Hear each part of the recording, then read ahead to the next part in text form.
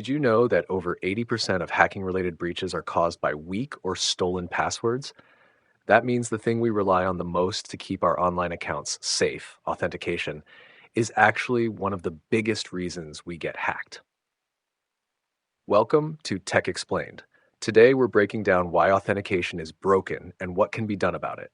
Think about how many times a day you log into something your email, social media, banking app, streaming services.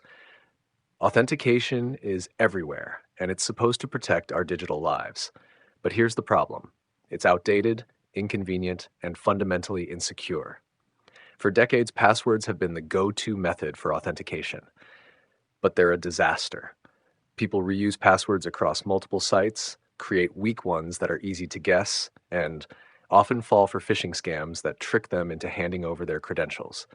Even with password managers and complex requirements, it only takes one data breach for a password to become useless. So we introduced two-factor authentication, 2FA, to an extra layer of security. The idea is simple. Even if someone steals your password, they still need something else, like a code sent to your phone, to log in. But 2FA isn't foolproof either. Hackers use SIM swapping attacks to hijack phone numbers and intercept authentication codes. Plus, let's be honest, people find it annoying and often disable it if given the choice. And then there's biometric authentication: fingerprints, facial recognition, voice ID. It's convenient, but it comes with its own risks. Unlike a password, you can't change your fingerprint if it gets stolen. And while companies assure us that biometric data is stored securely, history tells us that nothing is truly hack proof. The real issue? Authentication systems rely too much on us, the users, to do the right thing. Choose a strong password. Enable 2FA. Recognize phishing attempts. But let's face it, security needs to work for people, not against them. So what's the solution? The future of authentication is shifting towards passwordless security, things like passkeys, which use cryptographic keys stored on your device instead of passwords.